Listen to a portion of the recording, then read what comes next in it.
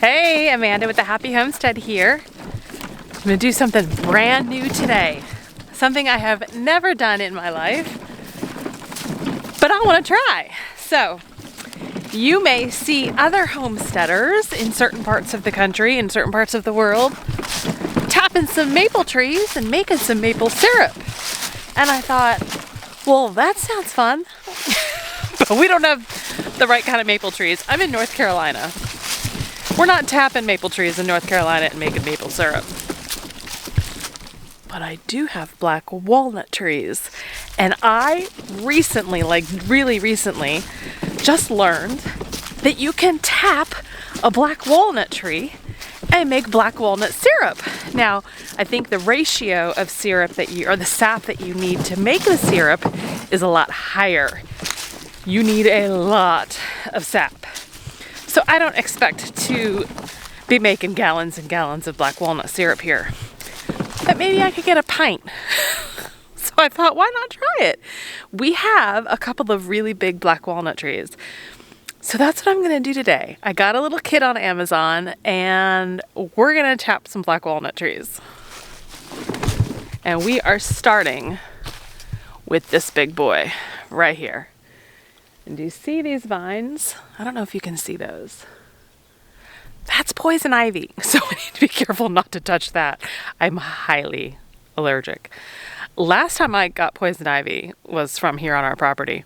I had it for 10 months. Think about that. It was ridiculous. So I'm not going to touch that. But this is a really large black walnut tree. So we're going to start with this one.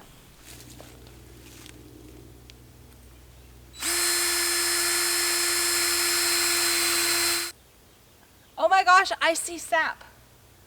Holy moly. This is so crazy. I cannot believe this. Let me show it to you.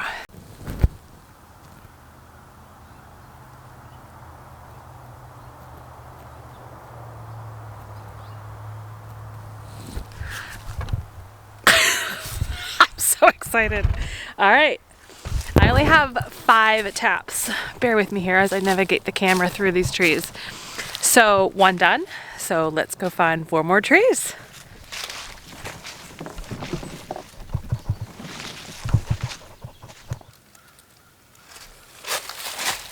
Now I'm drilling on an angle so the sap can flow down.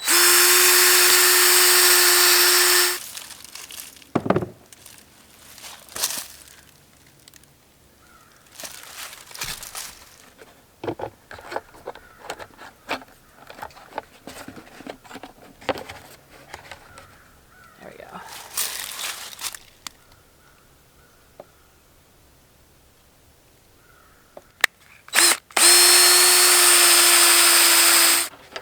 It's already dripping. Oh my goodness. I catch it. All 5 trees are tapped, right? Because I only had 5 taps. I think if this works, I'm totally gonna buy more because there are some more big black walnuts out here. But it took about 10, 12 minutes maybe. I'm back at the first tree. I want to show you how much is filled up already. Do you see the yellowish? That's the sap. So in 10 minutes, it's already gotten that much. So I'm going to let these go for 24 hours and then I'll come back and check, see how much sap we have, and then I'll start boiling it down. So for me, I need to wait 24 hours. For you, just a couple of seconds. It's been 24 hours.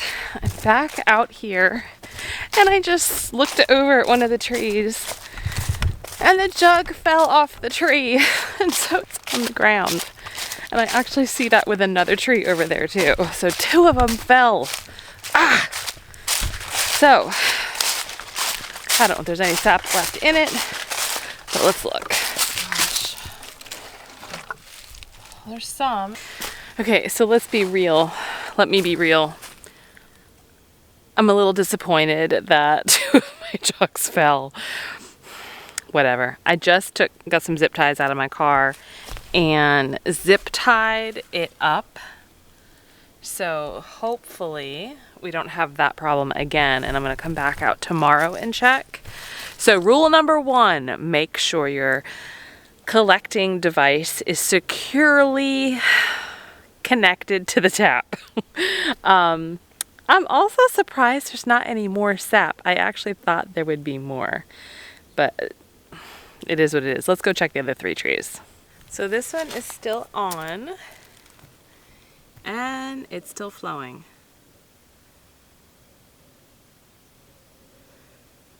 I don't think that drip is gonna make it. Nope, it didn't even make it into the bucket. So let me zip tie this one up.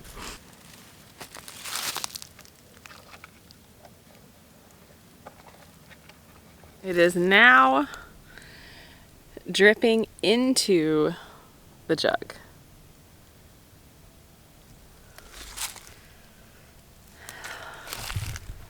Oh, look. Here's one down. Oh my gosh, this one actually has some in here. You see that? Holy goodness. That one's the most so far. Number 5. This is why you try things out. You make mistakes. You learn from the mistakes. I'm learning from my mistakes. Okay, friends. Not quite the update I was hoping for today, but I'm going to give it another 24 hours. You only have to wait a couple of seconds and we'll see how much we have for tomorrow.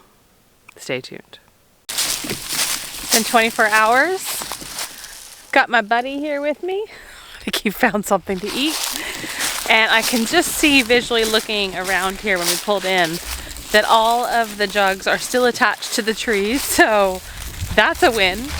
And I can kind of also see that they're maybe about a quarter full.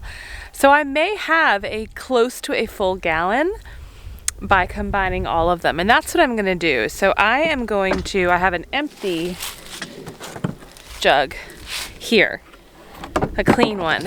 And I'm gonna empty the sap, all of the sap from all 5 of them into this one and take this one home and boil it down and put the empty ones back onto the trees and see how much more we can get over the next couple of weeks.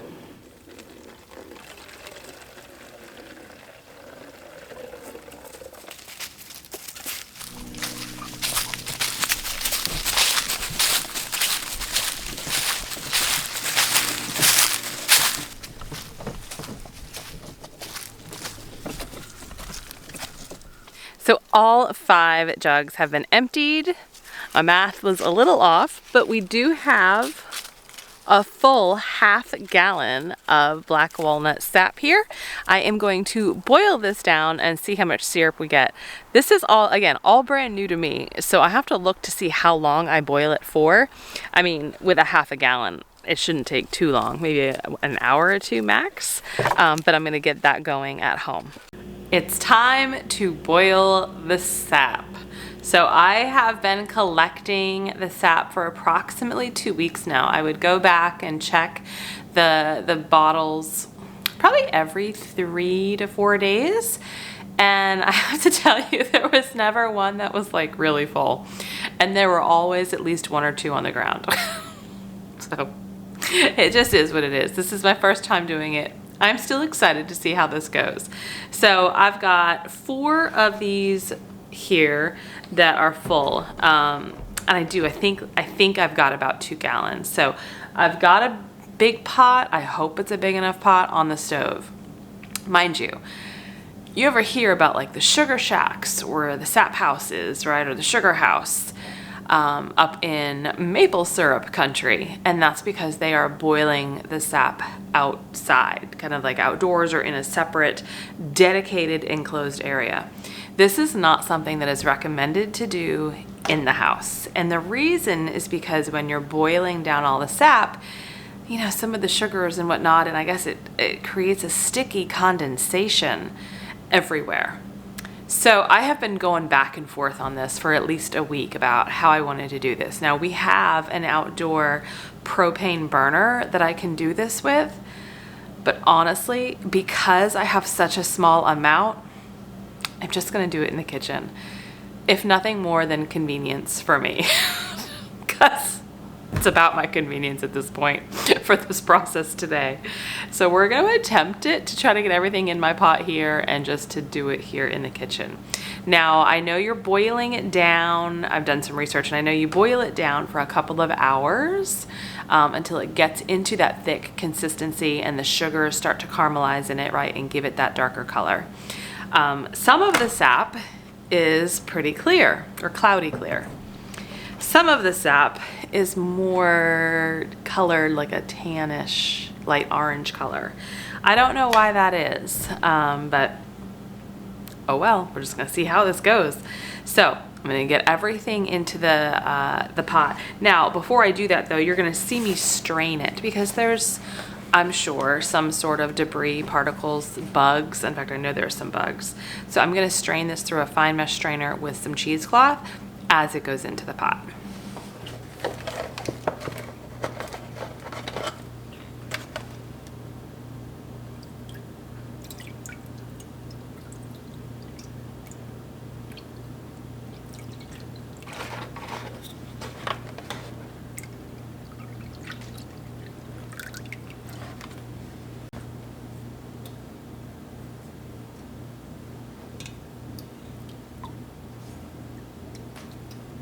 So all of the sap is in the pot now. It has been in the refrigerator, so it's very cold, and I have my burner on high.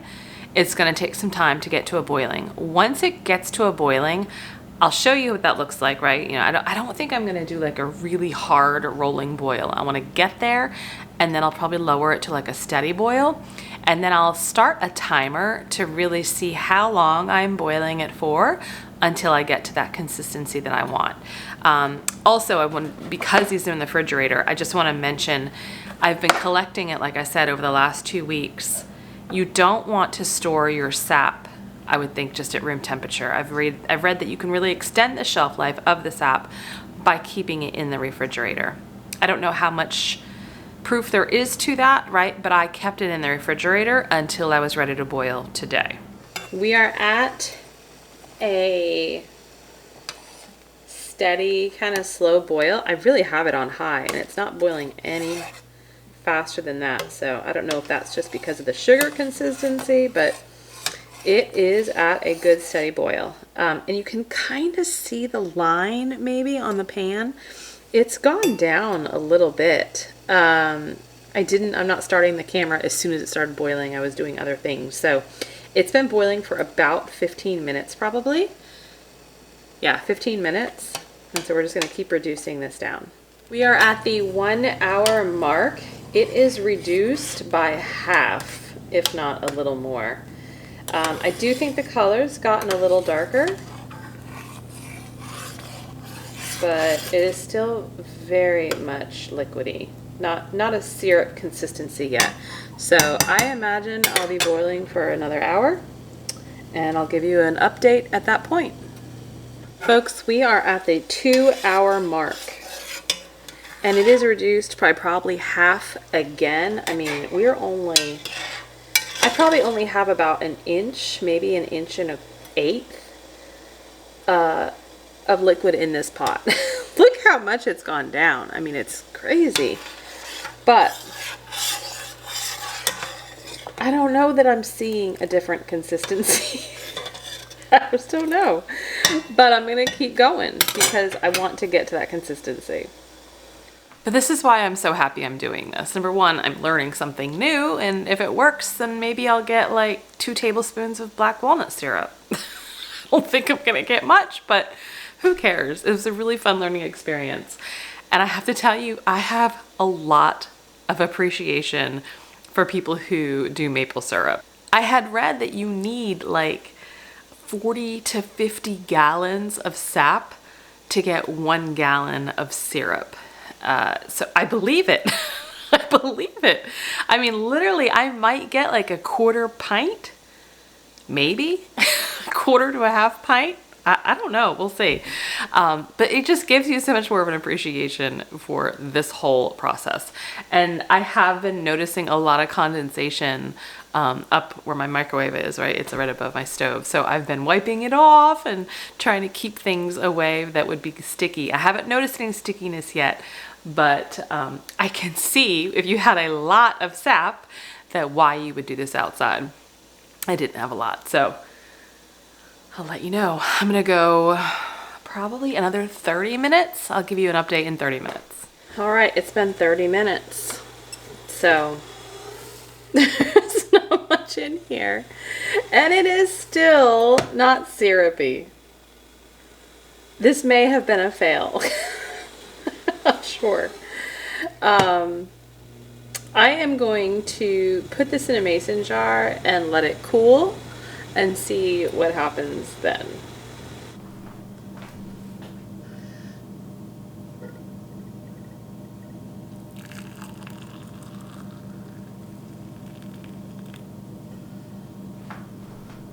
It's definitely darker in color.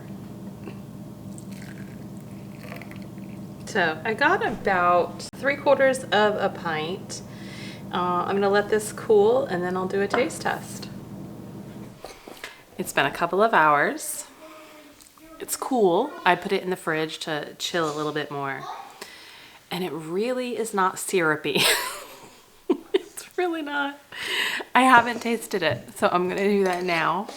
So you'll get to see the true, honest reaction.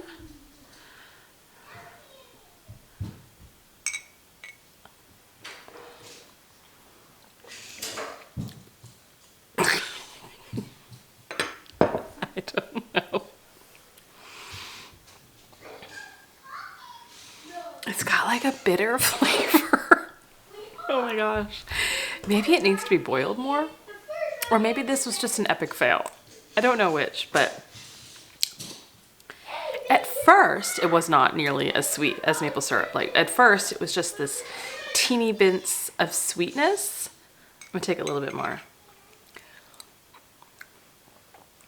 Yeah, the first taste is not bad, but it gets kind of bitter towards the end. So, don't know that I would do this again. It wasn't a lot of effort by any means, but I just don't know if it's worth it with the end product. Now, what will I do with this? I don't know. I'm not quite sure yet. I mean, thankfully I don't have that much, but I'll figure out something. Maybe in a bread, like in place of water, like a sweet bread, like a banana bread or something. I don't know. I'll figure something out. It's certainly not going on our pancakes tomorrow. But thank you for joining me in this learning journey of trying to make our own black walnut syrup. I would love to hear your feedback, your comments, if you've tried anything like this, what I've done wrong, or if it's just not worth it with black walnuts trees, right? Maybe it's just not worth it with black walnut trees, but thanks for joining me. They can't all be winners. Take care. Stay healthy, stay well. See you next time. Oh my gosh, I need to eat a pickle or something just to get this out of my mouth.